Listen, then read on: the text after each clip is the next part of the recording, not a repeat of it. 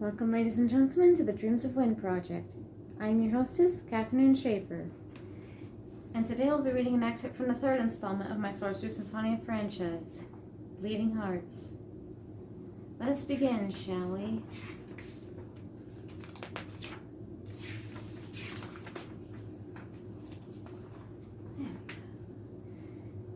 The next morning, Kazuko headed into the Arctic wasteland. The snow started piling higher to the point where Kazuko was wading in waist-deep snow. Kitsune rode on Kazuko's shoulders. Eventually, the snow started to subside until Kazuko found herself no longer walking in snow, but on solid ice. "Hang on, Kitsune," Kazuko warned. Kazuko set herself into motion and slid along the ice, attempting to ice skate with her boots. "Whoa! Be careful!" Kitsune squeaked. Kazuko gained better control over her body and managed to patrol the ice in a skating fashion. "How on Symphonia are you doing this?" Kitsune asked. "You've never skated in your life." "I don't know," Kazuko answered, "but this is a wonderful feeling, Kitsune. It makes me feel better skating." As Kazuko continued skating, she discovered a large cavern up ahead. "How about we head inside?" Kazuko asked. "Okay," Kitsune answered. Kazuko skated inside and found out the floor of the cavern was made of ice as well. Where stalagmites and stalactites should have been, Kazuko instead found icicles and crystals. "Such a peaceful cavern," Kazuko murmured. "Keep moving, Kazuko." Kitsune was impatient. "You came here to see auroras, remember?" "Right." Kazuko kept skating. After a while, she stopped next to a pond that was surprisingly not frozen over. Kitsune managed to swipe some fish out, and the duo ate the fish raw. "Don't complain. It's too cold for a fire to cook the fish," Kitsune commented as Kazuko made a look of disgust. Kazuko and Kitsune continued their travels to the cave. 4 days later, they were still in the cave. "Just how big is this place?" Kazuko asked. "It's got to be the biggest cavern in the entire world," Kitsune offered. "I don't really like this feeling I'm getting." "Now what are you talking about?" "The only ones in here are me, you, and a host of fish." "Are you lonely or something?" "No. What I'm saying is that this cavern is awfully big for so little life. You think there'd be something else living in here besides the fish in the interspersed ponds? Also, that's another thing.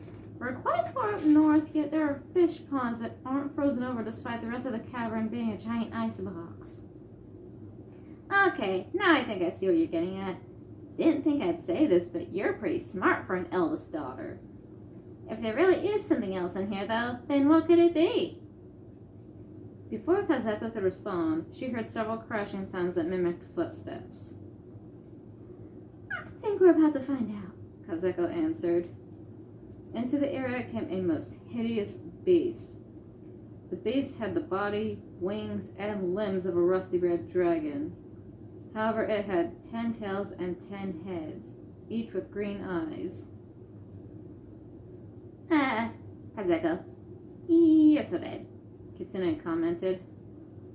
"Why?" Kazuko asked. "That's the Fangatrix, you idiot!" Kitsune squeaked. Kazuko's eyes widened. "No, that thing that shapeshifts its heads at will?" Kazuko squeaked in return. "One of the most dangerous monsters on the entire continent?" "Yes!" Kitsune cried.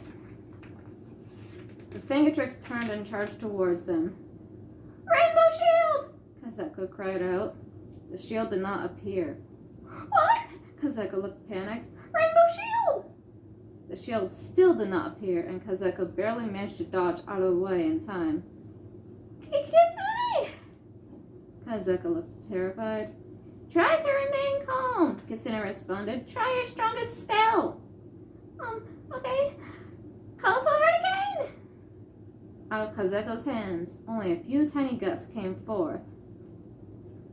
"Impossible!" Kitsune spoke before his eyes widened.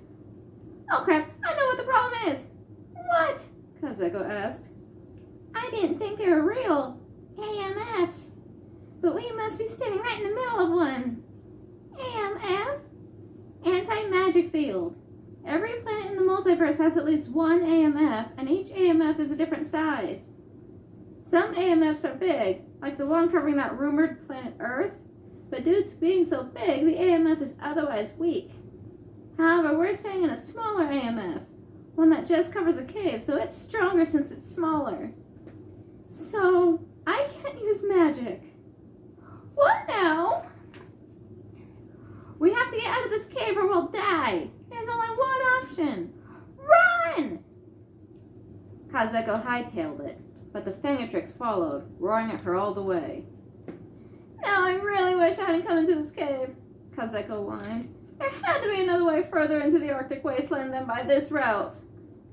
Too late for that now, Kazeko, Kitsune cried out. Just keep running! Kazeko kept running as fast as her legs would carry her.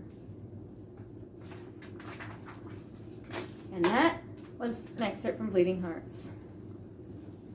If you're interested in the rest of the story, you can follow the link in the description below to go purchase a copy of this book for yourself. Thank you and have a good day.